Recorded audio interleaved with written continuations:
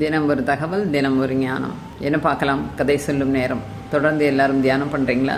இந்த 7 நாட்களும் தியானம் செய்து உங்களுடைய அனுபவங்களை கமெண்ட் பாக்ஸில் போடவும். கண்டிப்பாக ஷேர் செய்யுங்கள்.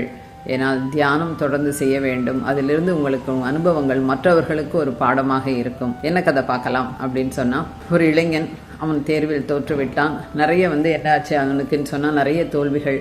அவனுக்கு ஒரு வெறுப்பாச்சு. ஏன்னா எதில் வேணால் நமக்கு ஏன் ஃபெயிலியர் வருது, நம்ம தற்கொலை செய்து கொள்ளலாம் அப்படின்ற ஒரு முடிவுடன் என்ன பண்ணுறான்னா, ஒரு தற்கொலைக்காக பண்ணிக்கலாம்னு ஒரு கடற்கரையில் போய் உட்காந்துக்கிறான்.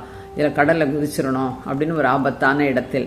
அந்த நேரத்தில் ஒரு மீனவர் அங்கு படகோட்டுறதுக்காக வந்து கொண்டு இருந்தார். அவர் என்னப்பா இங்கே உட்காந்துருக்கேன்னா, இல்லை நான் தற்கொலை பண்ணிக்க போகிறேன். சரி பண்ணிக்கோ, நாளைக்கு பண்ணிக்கலாம், என்னோட இன்னைக்கு கடலுக்கு மீன் பிடிக்கவா அப்படின்னோடனே சரி போய் பார்க்கலாமே அப்படின்ட்டு போகிறான்.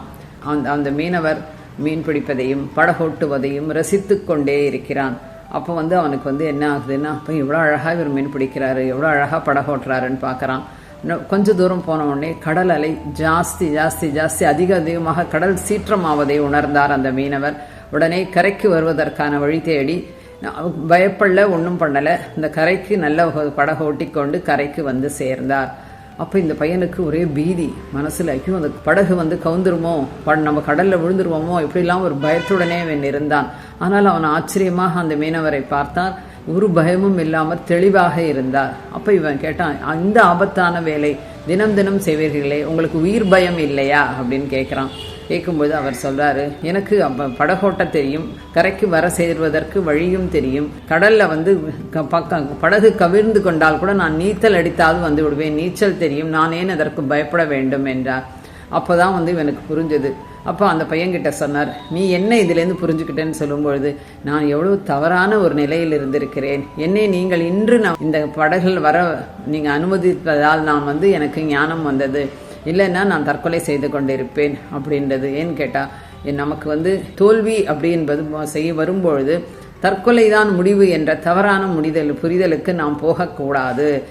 வாழ்வதற்கு நிறைய வழிகள் இருக்கு. தோல்விகள் அடுத்த வெற்றிக்கான ஒரு பாடம் என்று எடுத்துக்கொள்ள வேண்டும். ஏதோ ஒரு தோல்வி வந்தது, சரி வரட்டும், இதனால் நாம் என்ன கற்றுக்கொண்டோம், என்ன நம்ம தவறான ஒரு விஷயம் செய்தோம், அதை சரி செய்து கொள்ள வேண்டும் அப்படின்ற ஒரு ஞானம் வர வேண்டும். அப்படி வருவதற்கு நாம் என்ன செய்ய வேண்டும் என்றால், தொடர்ந்து தியானம் செய்யும் பொழுது இந்த மாதிரி ஒரு எதிர்மறை எண்ணங்கள் கண்டிப்பாக தோன்றாது.